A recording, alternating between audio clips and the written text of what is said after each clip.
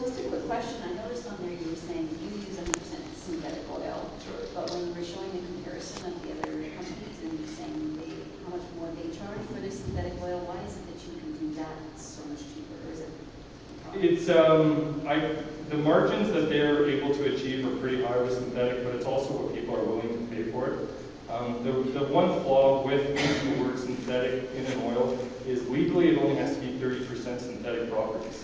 So what a company could do is use a base stock, put 30% synthetic additives into it, and all of a sudden they call it a synthetic oil.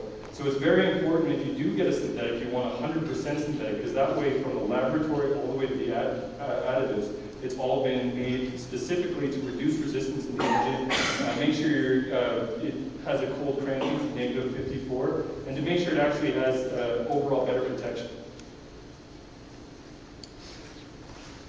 Do you have some kind of exclusivity for your concept with, sorry for the name of the company that sells the oil? Ivanhoe. Oh, for Amsoil? They wouldn't give it to us for an exclusive to have a mobile business because, truth be told, it's kind of a pyramid, starting at the top and then you have dealers underneath. But I am a dealer myself. But what we are doing for our exclusivity is we are in agreements with Ivanhoe Cambridge for their malls across Canada.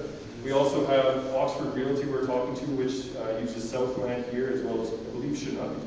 And so what we're trying to do is do kind of a shotgun effect where we expand as quickly as possible and get all the locations.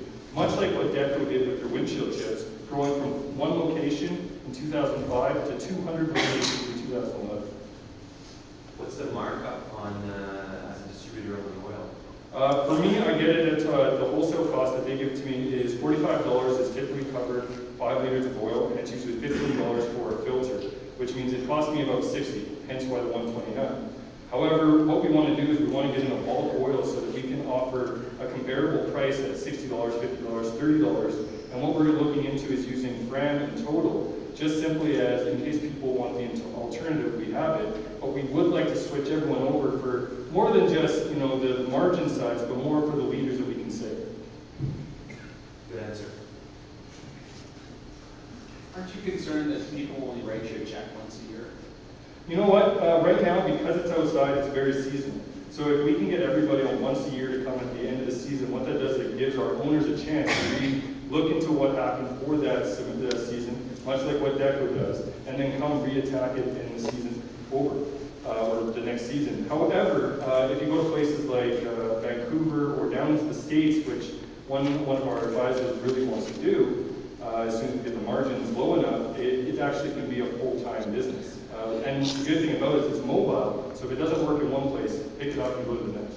Yeah, the problem is it's full-time, but people only come see you once a year. Okay, but if you get once a year, and like I said, if they get it that one time, they're always going to come back for the next year. So if you can get everyone either all staggered for that one season, or they're each getting, like I said, a full-time location, well then you'll have people constantly coming through. And your last for me is, I know I've heard that. How did you do sales? Like you did put up your sales figures? Well, what happened is the first season, what we said we had was very much a test season, simply because Ivanhoe Cambridge didn't like our tent, and then they didn't like our second tent. And so when we finally got our third tent, we lost about 2 months out of the season. So we only got about 1.5 to 2 months of actual revenue numbers. What we did find is that the numbers did increase almost double every couple weeks that we were running. So once people started to see us and started to hear the story, they may not have come bought from us right away, and that's why we're introducing the bulk oil system, but they came back to us next time they came to the shelf. So how do you plan on expanding Total? What's your plan? Well, it's all a capital game at this moment. If I have enough money to build the trailers, I will be building them myself. However, I am looking for other investors through a franchise program that we've initiated.